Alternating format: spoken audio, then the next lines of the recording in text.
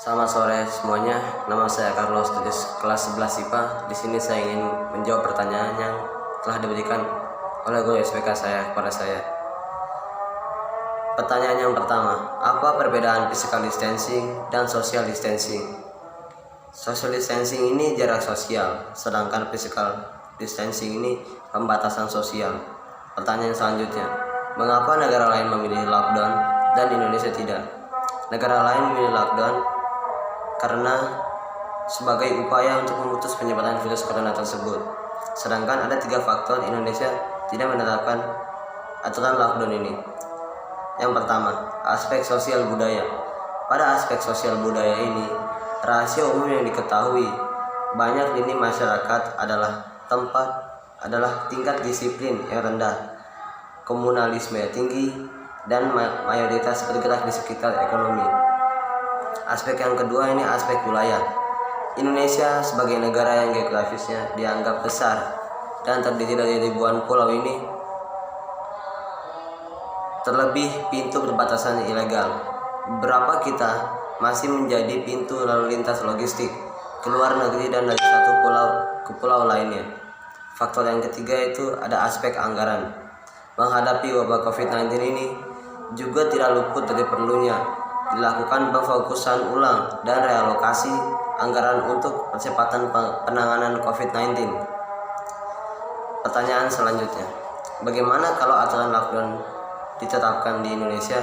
Menurut saya tidak bisa, karena saya baru saja menyebutkan 3 faktor yang tidak mungkin Indonesia menerapkan aturan lockdown. Pertanyaan selanjutnya, kenapa Indonesia memakai aturan social distancing? Karena social distancing dianggap sebagai langkah yang tepat di tengah virus yang sudah terdeteksi di beberapa kota di Indonesia. Pertanyaan selanjutnya, di dunia pendidikan kalian mengalami peralihan dari offline ke online dan UN sudah tidak ada. Bagaimana kalian menyikapinya? Saya hanya bisa menerimanya karena menurut saya tidak ada yang lebih penting daripada keamanan kesehatan dari siswa dan keluarganya. Pertanyaan selanjutnya, kalian pilih salah satu sistem belajar offline atau online? Jelaskan.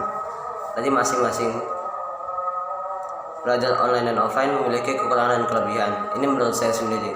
Offline kekurangannya terbatasnya waktu belajar, dikasih PR yang banyak. Kelebihannya ini tidak membosankan, bisa bekerja sama dengan teman, bisa kemudian bersosialisasi dengan teman, mendapat hal-hal yang baru, serta lebih seru aja gitu. Sedangkan kekurangan online, uang SPP tetap berjalan, uang jajan tidak dapat, belajar seperti tidak ada kehidupan. Sedangkan kelebihan belajar online itu bisa sambil bersantai, bisa mencari jawabannya di Google, bisa mengcopy semua jawaban dengan mudah. Jadi saya lebih memilih untuk belajar offline. Mungkin itu saja dari saya. Sekian dan terima kasih. Selamat sore.